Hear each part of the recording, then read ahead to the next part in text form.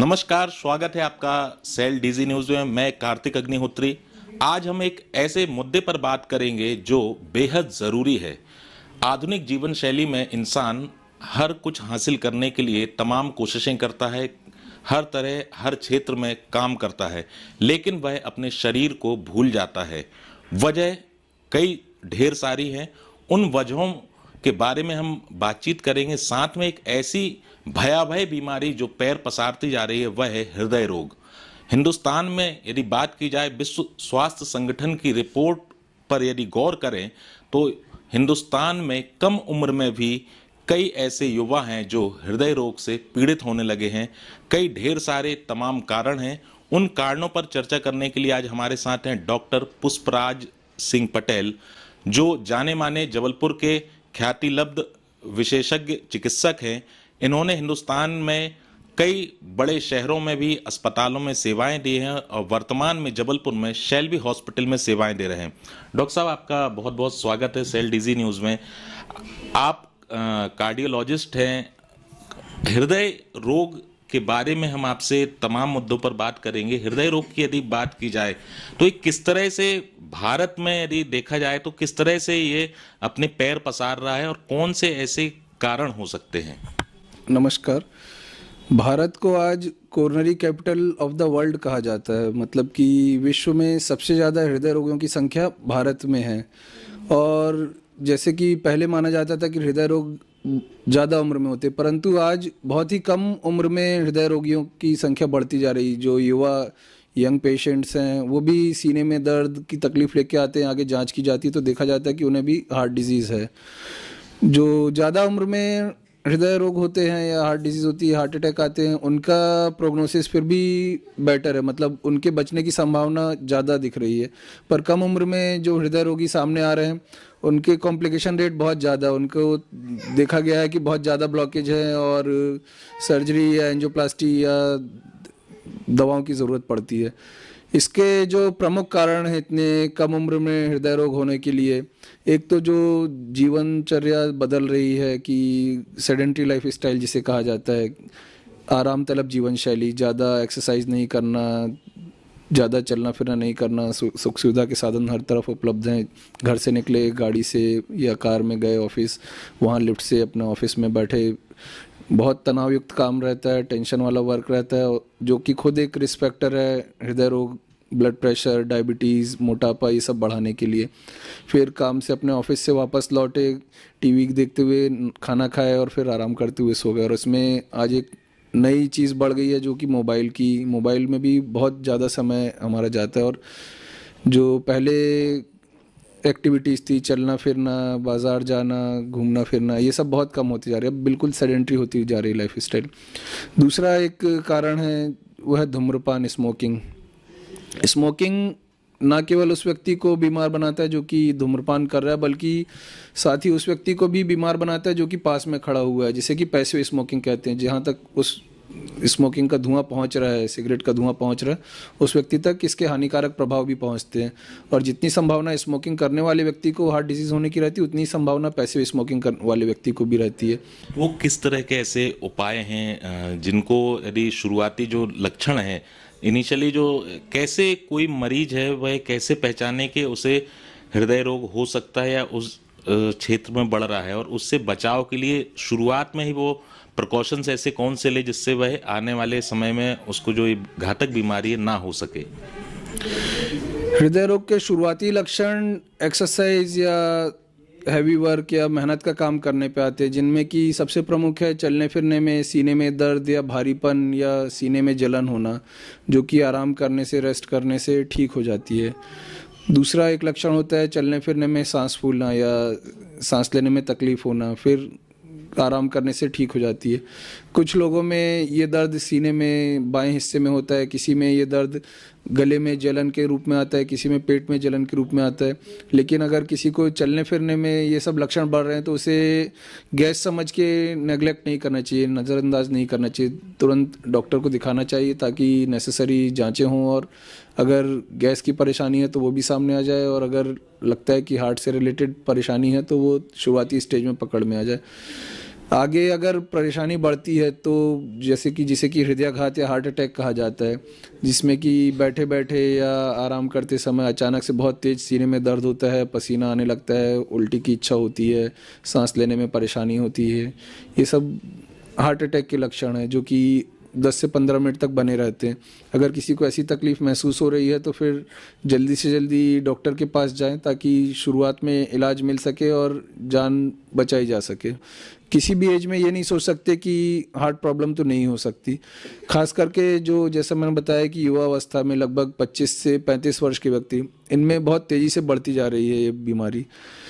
अगर किसी व्यक्ति को हार्ट अटैक या हार्ट की परेशानी या दिल की बीमारी डायग्नोज होती है तो ये नहीं सोचना चाहिए कि this is end of life या अब आगे कुछ उम्मीद नहीं है या निराश होने की कोई ज़रूरत नहीं है।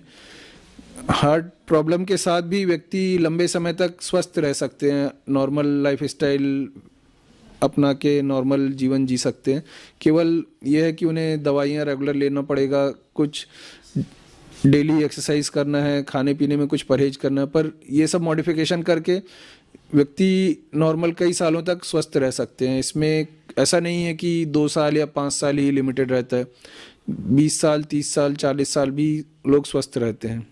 ये जो बीमारी है, जब जो आपने ये जानकारी दी, बेहद ज़रूरी हर जानने वाले के लिए भी है, लेकिन जैसे ही शुरुआती जो लक्षण होते हैं, जिस तरह की बीमारी होती है, हॉस्पिटल जाता है पेशेंट, तमाम जो जांचें शुरू होती हैं, उन जांचों में प्रमुख ऐसी कौन सी जांच है जो बेहद ज़रूरी होती है? कुछ ऐसे भी लोग होते हैं जो उन्हें नज़रअंदाज कर देते हैं, जैसा आपने बताया कि कुछ लोग गैस समझते हैं या और भी सामान्य पेन है तो पेन किलर ले लिया, तो ये कितना घातक हो सकता है। वो जांच शुरुआत में कराना बेहद ज़रूरी है, जिससे इंडिकेशन मिलता है कि हाँ, हृदय से संबंधित कोई रोग हो सकता है।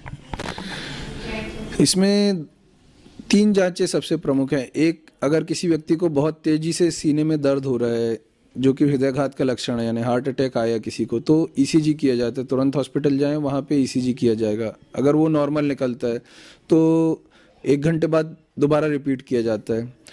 अगर कोई व्यक्ति है जिसे कि चलने फिरने में ऐसा लगता है कि सीने में दर्द हो रहा है, तकलीफ हो रही है, पर रुक जाते हैं, रेस्ट करते तो ठीक हो जाता है, तो फिर ट्रेडमिल टेस्ट या टीएमटी जांच जो होता है, जिसमें कि दौड़ा के और ईसीजी किया जाता है, वो जांच की जाती है। अगर उसमें कोई खराबी निकलती है तो फिर आगे व्यक्ति का एंजियोग्राफी की ज़रूरत होती है।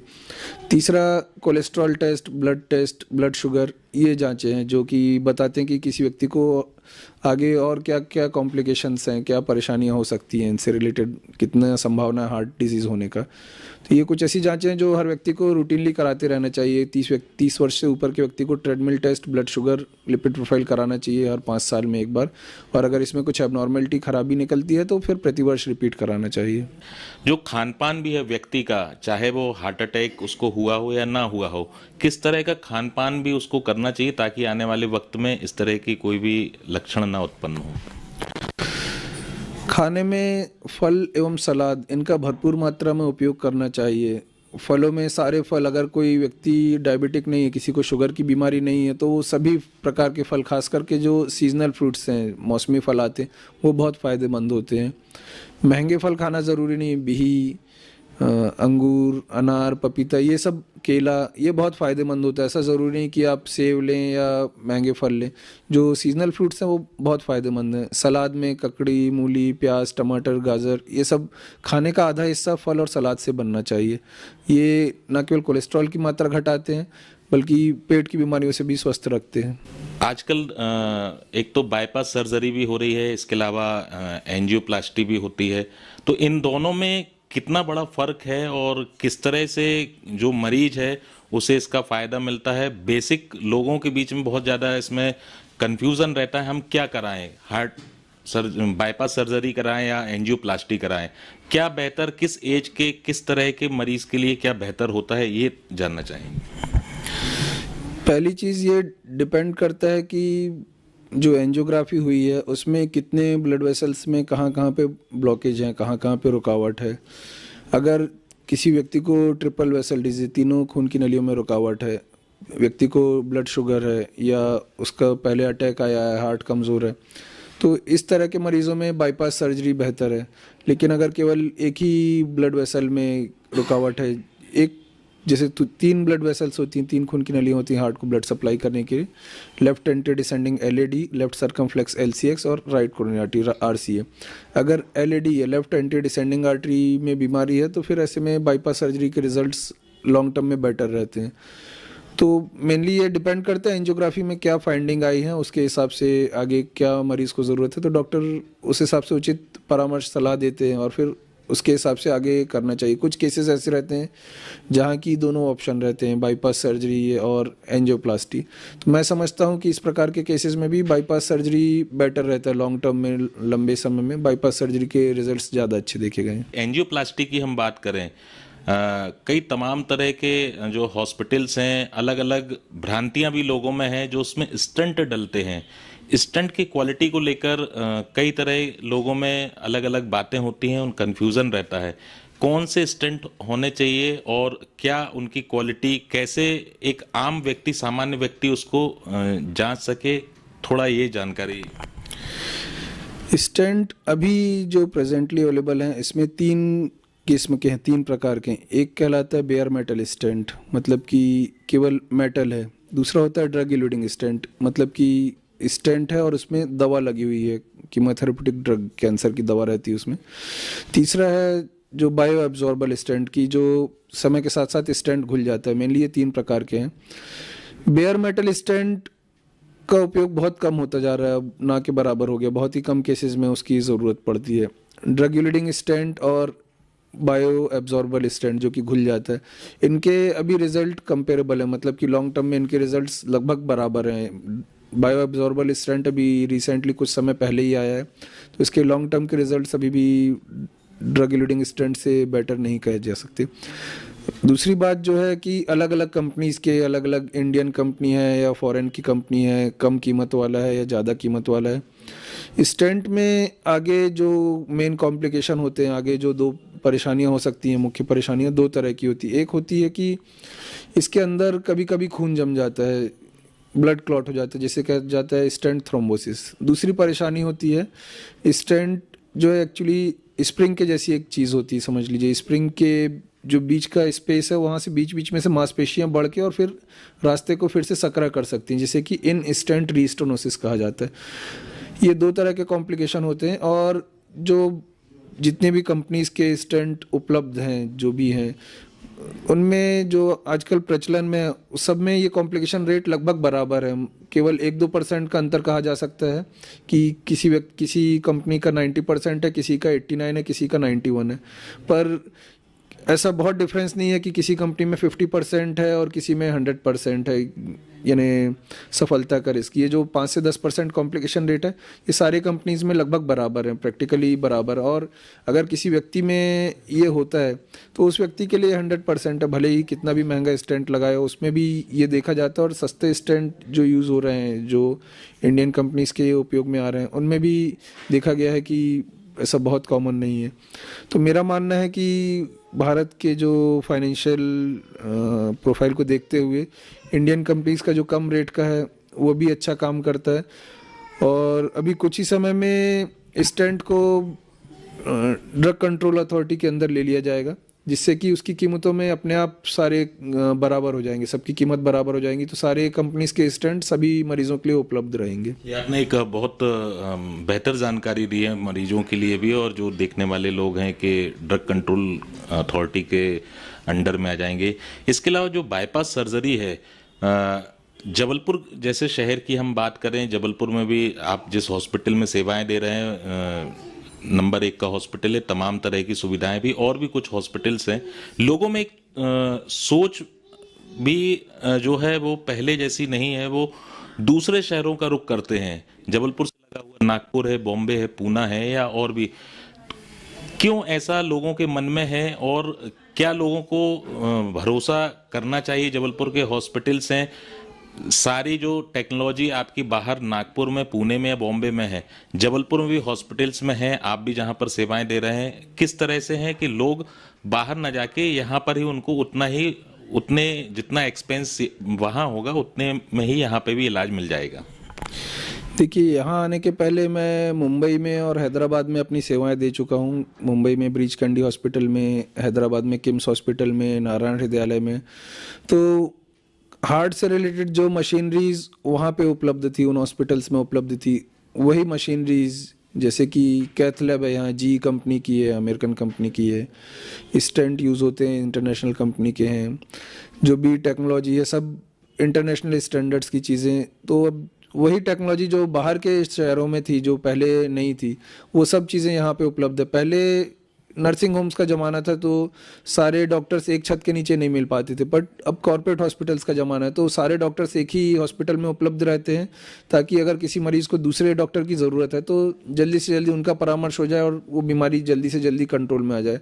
इसीलिए लोगों को दूसरे शहरों का रुख करना पड़ता था कि कोई गंभीर बीमारी है तो बड़े शहर में जाना पड़ेगा, ताकि सभी डॉक्टर्स एक जगह पर मिल जाएँ और बीमारी अच्छी तरह से डायग्नोज होकर उसका अच्छा ट्रीटमेंट हो जाए। लेकिन अब जबलपुर में भी बड़े हॉस्पिटल्स, कॉर्पोरेट हॉस्पिटल आ रहे हैं, और यहाँ पे भी सारे स्पेशलिटी के डॉक्टर्स जो पहले बाहर अपनी सेवाएं दे रहे थे, वो वापस जबलपुर में आके अपनी सेवाएं दे रहे हैं। जो चीज़ें हमने बाहर सीखी थी, वो चीज़ों का हम चाहते हैं कि लाभ जबलपुर के लोगों को मिले।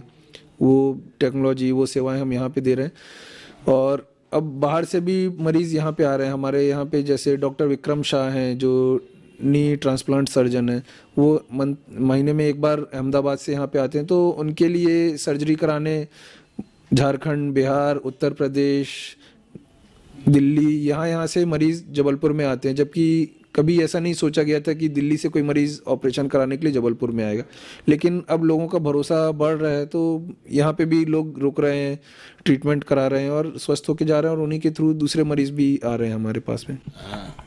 आप जब से सेवाएं दे रहे हैं इस मेडिकल लाइन में, आपकी लाइफ में ऐसे कोई आप जिक्र करना चाहेंगे बहुत बेहद क्रिटिकल केस रहा हो और उसको किस तरह से आपने बचाई?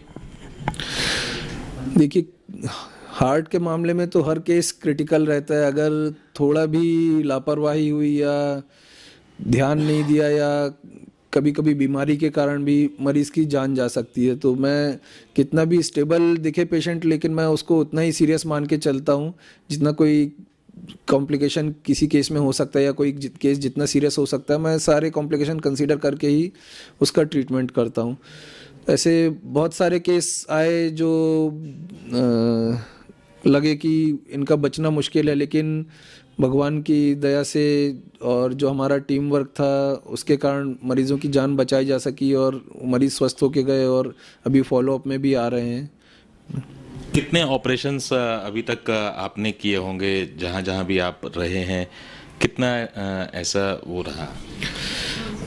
मैं यूजली गिनती नहीं रखता हूँ ऑपरेशंस की, मैं नंबर्स के पीछे नहीं जाता, तो मैं कभी काउंटिंग नहीं करता कि कितने हो गए। बट यहाँ जबलपुर में 1000 से ज़्यादा हो चुके हैं। हैदराबाद में तो हर महीने 300-400 से ज़्यादा होते थे, बट एग्जैक्ट नंबर तो नहीं हूँ। एक आपकी फील्ड से ही जुड़ा हुआ सवाल है कि डॉक्टर का पेशा आपने क्यों चुना, और आप बहुत विशेषज्ञ कार्डियोलॉजिस्ट में की श्रेणी में आप आते हैं, नाम आपका गिना जाता है शेल्बी हॉस्पिटल में। तो ये क्षेत्र आपने चुनने के पीछे क्या ऐसे कारण थे? जो आपका फैमिली बैकग्राउंड भी था, वो किस तरह का था? क्यों इसमें आप आए? मेरा फैमिली बैकग्राउंड, मेरे पिताजी एक छोटी सी दुकान थी डेयरी की, दही मट्ठा ये सब की, और माँ तो गृहिणी थी। हम लोग 3 भाई और 1 बहन है। तो जब मैं मतलब बायो सब्जेक्ट लिया, तभी से था कि डॉक्टर बनना है। उसके लिए प्रयास किया, काफ़ी समय लगा पीएमटी में, फिर सफलता मिली। लेकिन उसके बाद एमबीबीएस के समय मैंने सोचा कि हाँ, ये बीमारी तेज़ी से बढ़ रही है और बहुत ज़्यादा मौतें होती हैं, तो इसलिए मैंने हृदय रोग विशेषज्ञता हासिल की, ताकि मरीज़ों को और जबलपुर के लोगों को उसका लाभ मिल सके, और जो मेरे परिचित मेरे मरीज़ हैं उनकी जान बचाई जा सके। एक और सवाल लोगों के मन में आता है जब भी, चाहे वो हृदय रोग हो या फिर और भी अन्य तरह के जो दूसरे रोग हो, डॉक्टर की पहचान किसी भी आम व्यक्ति को कैसे करना चाहिए? क्या उसको कैसे वो जांचे कि यह डॉक्टर सही है या गलत है? तमाम सारी, क्योंकि चिकित्सा के क्षेत्र में डॉक्टरी पेशा बढ़ता जा रहा है, डॉक्टरों की संख्या ही बढ़ती जा रही है, लेकिन एक बहुत कठिन वक्त होता है जब ऐसे वक्त में व्यक्ति नहीं पहचान पाता है कि हम किस डॉक्टर के पास जाएं। क्या उसको पहले देखना चाहिए? देखिए, अगर एक तो हो गया जनरल डॉक्टर्स, सारे डॉक्टर्स का क्वालिफिकेशन एमसीआई ने मैंडेटरी किया है कि अपने साइन बोर्ड पे डिस्प्ले करें कि आप किस स्पेशलिटी में हैं, अपना रजिस्ट्रेशन नंबर डिस्प्ले करें, प्रिस्क्रिप्शन में भी लिखना अनिवार्य है। तो जो एमसीआई से रजिस्टर्ड डिग्री हैं वही मान्य है, उसके अलावा भी लोग बहुत कुछ लिख लेते हैं, पर जो MCI medical council of India से रिकॉग्नाइज्ड है वही मान्य है। दूसरी, अगर बात करें हृदय रोग से संबंधित कि हृदय रोग के डॉक्टर किसके पास जाना चाहिए, तो जो भी क्वालिफाइड डॉक्टर्स हैं हृदय रोग के लिए जरूरी है कि जल्दी से जल्दी हॉस्पिटल में पहुंचना, नज़दीकी हॉस्पिटल में जल्दी से जल्दी इलाज मिल सके।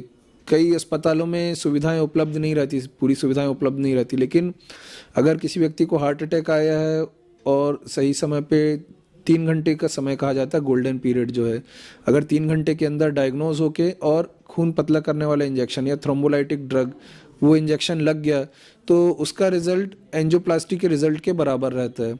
जैसे कोई गांव में या कोई छोटी जगह पे है जहाँ की हार्ट स्पेशलिस्ट उपलब्ध नहीं है, तो भी मेरी सलाह ये है कि आपके नज़दीकी जो अस्पताल हैं जहाँ की एमडी फिजिशियन हैं उनके पास जाएं, वो तुरंत डायग्नोस करेंगे, लगता है हार्ट अटैक है तो ब्लड क्लॉट घोलने वाला इंजेक्शन जिसे थ्रोम्बोलाइटिक ड्रग बोलते हैं वो इंजेक्शन देंगे। अगर ये इंजेक्शन 3 घंटे के अंदर मिल गया तो कई बार ऐसा भी रहता है, देखा गया है कि एंजियोग्राफी करने पे ब्लड क्लॉट पूरी तरह से घुल गया और एंजियोप्लास्टी की ज़रूरत नहीं पड़ी।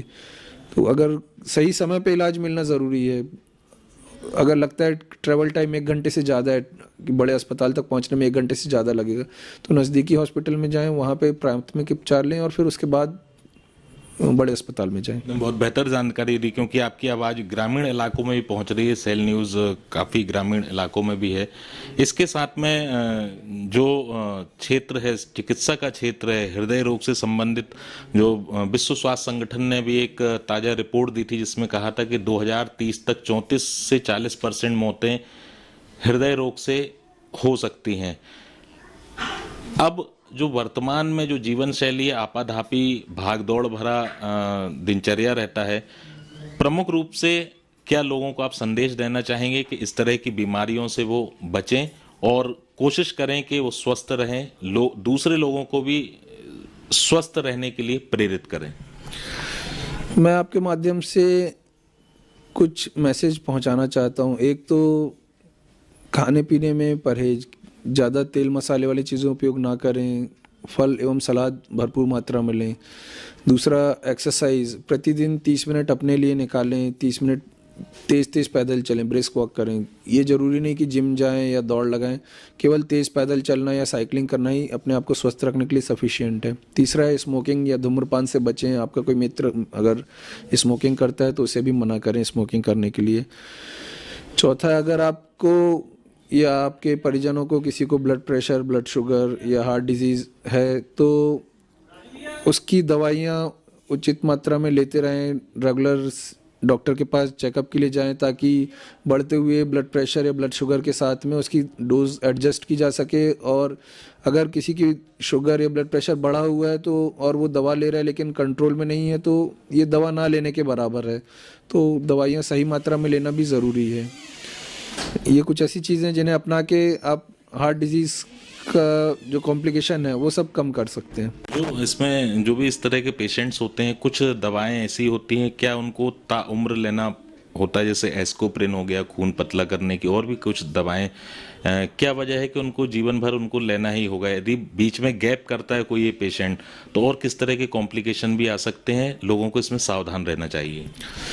अगर किसी को हार्ट प्रॉब्लम या हार्ट अटैक है तो उस व्यक्ति को दवाइयाँ तो लगभग लाइफ लॉन्ग ही लेना पड़ता है, ज़िंदगी भर लेनी पड़ती है। जैसा कि आपने बताया एस्प्रिन या खून पतला करने वाली जो दवा है वो ज़्यादातर मरीज़ों में ज़िंदगी भर लेनी पड़ती है, खास करके उन मरीज़ों को जिनका कि एंजियोप्लास्टी हुई है।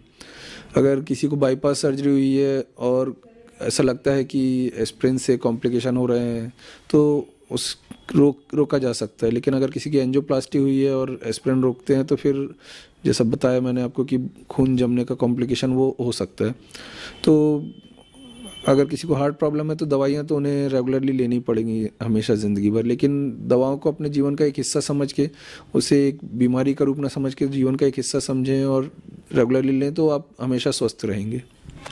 एक और जो तमाम आपने कॉम्प्लिकेशंस बताए, जो लक्षण होते हैं, एक आजकल देखने में आया है कुछ केसेस ऐसे हैं कि बच्चा, नवजात जो शिशु होता है, जन्म लेता है, उसको भी हार्ट की प्रॉब्लम आ जाती है, जबकि उसका जीवन कुछ घंटे ही शुरू हुआ है।